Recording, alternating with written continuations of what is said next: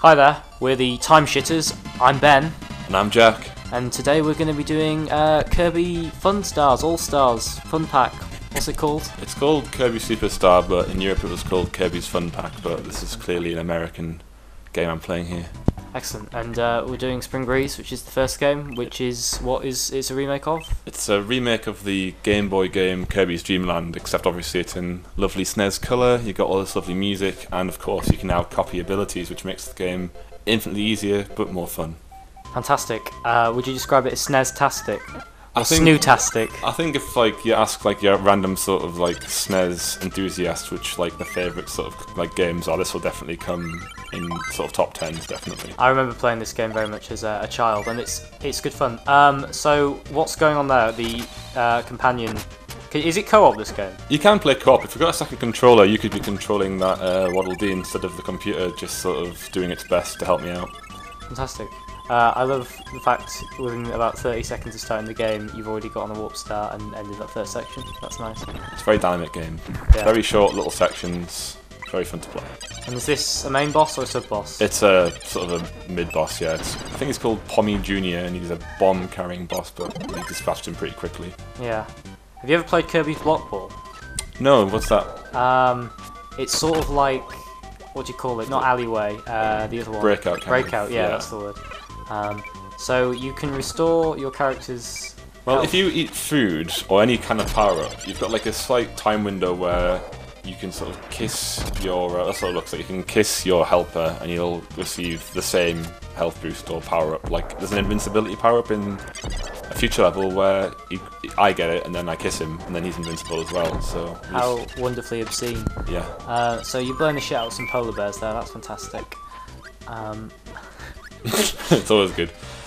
And the bomb ability is great because you can just spam it, basically. Because this game, originally, the tactic for beating the bosses was to inhale their projectiles and fire them back, but here, bomb after bomb after bomb, bomb. You're not really entering into the spirit of the game there, are you, Jack? Not really. You're doing everything in your power to abuse the game, really, there. Well, that was Wispy Bud's taken care of, so bomb in hand, I'll collect the first star thing. I'm not really sure what the story is behind those.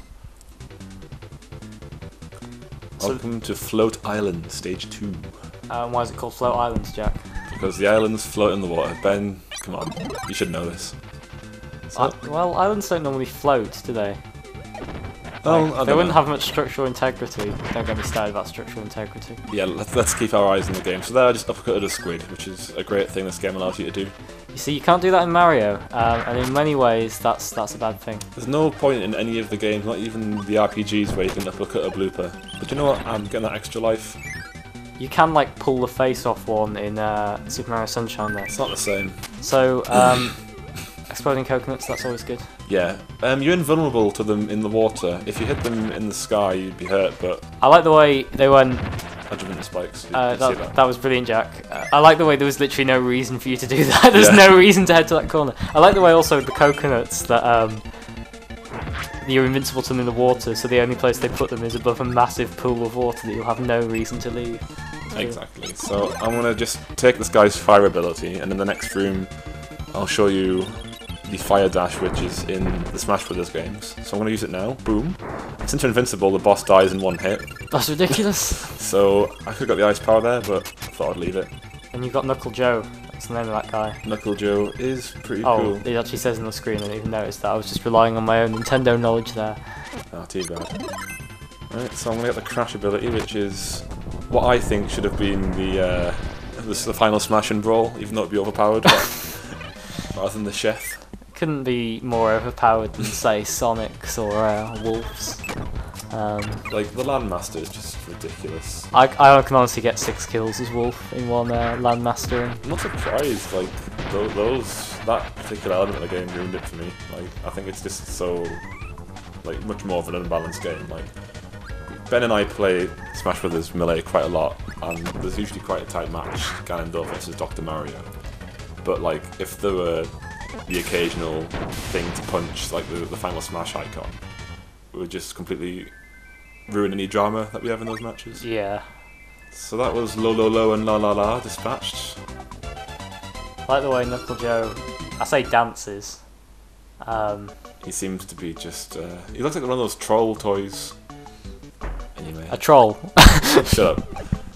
I sound like an old man when I say it like that, don't I? What Sounds like one of those troll toys. Those troll toys. It's one of those Kirby games, you know. They're, Now I've got the sword weapon, which is usually quite badass, but he's looking like he's wearing a little Santa hat, which kind of. I thought it was meant to be like Link. Doesn't Link wear a Santa hat? It's clearly Link. It's like, oh, it's Santa with a sword. If it was the original Santa when he was green. I'd like to play Blade Santa Sharp Christmas. It would be a great game. It would be a great game. If it existed. Much like this one. You see, that was a Link there. well, very professional. Yeah, smooth. So what have you got to say? This is Krakow Jr. Yeah, and I'm basically not going to land a single hit on him for the entire fight and rely on my helper to take out the boss entirely for me. That's really, again, entering into the spirit of the game, Jack. If it's in the game, it's in the game, alright? This is the same argument I use when I look at people's screens in GoldenEye. And, yeah. That's considered... Screen jamming is perfectly fine, in my opinion. I mean, you can turn the radar off, but you should be concentrating on your own screen. I couldn't agree less. So, yeah, is that the third level done? Oh, we're still on the third level. That was the mid-boss, that was Krakow Jr. So I was going to show off the mic ability there, but I just killed him, so we'll save that for another video. And we didn't bother to re-record it, so you won't even see arguably the best ability in the game, so that's good. That was a bit of a moment. That was a bit of a moment. And what have you got? That's the cutter ability. That's the cutter, as in the final cutter ability that you get. Do you do the final cutter here? No, it's a lot harder to do than it is in the Smash Bros. Game. Rather than pressing up and B, you have to get like a combo attack and then finish with the final cutter. That's why it's called final cutter, because it's actually the end of a combo. There's some trivia for you. Alright. I want to make a Kirby horror film called Final Cutter. And then I'll make a series of sequels that are all exactly the same. I want to make a Kirby horror film called What'll Do. I want to make a Kirby drugs awareness film called Crack No Senior. That is terrible. And the pun is based on this boss's name, Krakow, who just pretty much owned me there, because I'm not. Yeah. Who's more terrible, me or the person who resisted Krakow Senior? The answer's you. Okay, alright.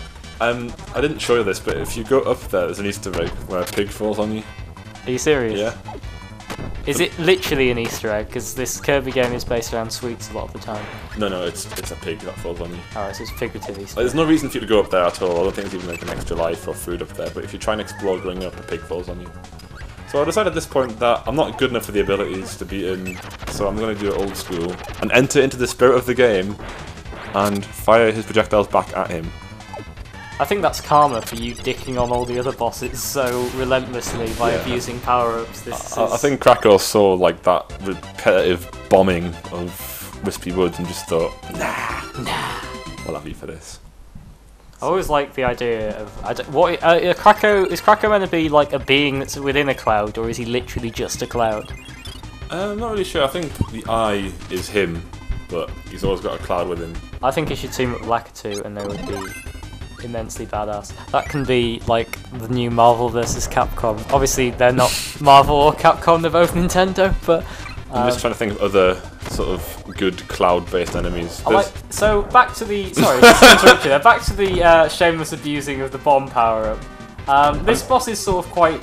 I've been finding it quite hard because the way you're meant to beat him is he does that attack, jumps out the stars, you suck out the stars, and you spit him back. I mean, I tried to show off some of his attacks, but I just thought I'd bomb him, basically. Yeah. So you did get to see DDD again in this cartridge, so I'll try and do it more legitimately next time. Yeah. But just for now. That boss fight, I was gonna say it seems reminiscent of, although on reflection, actually this game came out a lot before. But the end of Donkey Kong 64, where you fight King K. Rool in the boxing room. That's a really good boss fight, and it's really hard. Do you know what I'm talking about? Yes. I haven't actually got that far in Donkey Kong 64 because it's an immensely huge game and I'm a completist, but I didn't get that far. I love how fast these credits go by as well. Were you fast forwarding these? No, this is literally how fast it goes. That's ridiculous! I mean, these are a remake of the original credits in the game, but I think because the game lasts all of, 10 minutes, I didn't think a massive screen full. There's no screwing about, yeah. Don't worry, there's a massive credit screen after the final game. So I genuinely think the credits for Lilac Wars or Star Fox 64, as it's known, are longer than the entire game. Definitely. So this is him floating back with the castle full of food to his lovely friends, and the 4 stars he collected by beating all the bosses hold the castle up. There's a little snippet for you. And he drops all the food that was stolen, and all these little Kirbys, I always think they're like cinema chairs that have come to life, but evidently not. But yeah, and that was Kirby Spring Breeze, and we've been The Timeshitters. Ben and Jack, yeah, so we'll be back for the rest of Kirby All-Stars. The next game I'll be playing will be Dyna Blade, so see you then. See you then.